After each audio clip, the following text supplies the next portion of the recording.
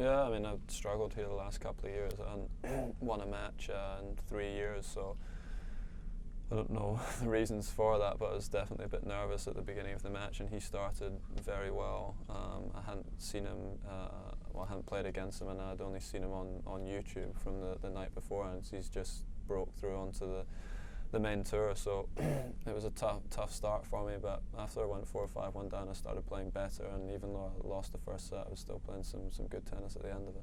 Yeah, and it is strange, isn't it? Obviously, that's I think 7 sets in a row you've lost here, and on paper, it should be one of your strongest events. You've got no idea really why you've had that run here. No, I mean, when I came here the first time, I was 18 years old, and I really loved the conditions. I loved the tournament. It's a great place to play, and I made the final and a semi-final here and a quarter-final when I was younger, and then just the last few years I don't know why. I don't know why I've struggled and lost matches that on paper I shouldn't have, but lost them comfortably as well. I wasn't even close to winning the matches, so I don't know what the reason for that is, and obviously started off a bit slow today. Yeah, as you say, you've never played Evgeny before. I mean, how difficult? Just explain how difficult it is to sort of play players. You've obviously you don't know their game, and how difficult is that to take on for the first time? Yeah, it is hard. It's something that the last year or so I've experienced a few times.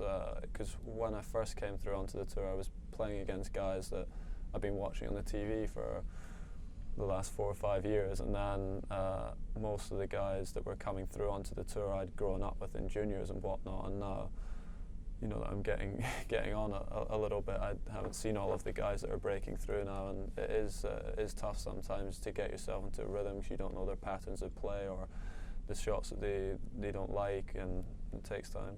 And I guess going 5-1 down, I mean, that's got to have a bit of rustiness in there as well. Obviously, you've not competed since Australia. Was that part of it as well? Yeah, I think in a couple of the games probably. But yeah, also, I made a couple of mistakes early on. It doesn't matter how much you practice when you haven't played matches. It is normal to be a little bit nervous at the beginning and make some bad decisions. And also on top of that, with him playing very well and being extremely aggressive, it made it tough. And why did you decide to have that break after Australia?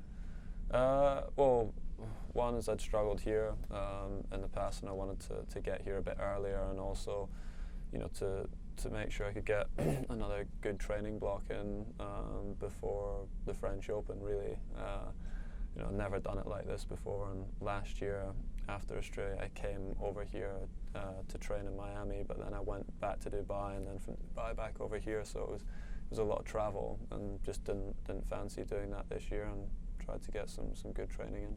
Randy Liu next. He beat you at the Beijing, obviously a few years ago now. But what's his game like? What do you expect from that match?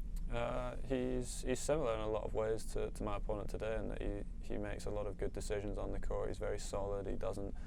He plays the percentages really well. He doesn't make bad mistakes, and he's quick, very solid mentally as well. So he's a tough guy to beat.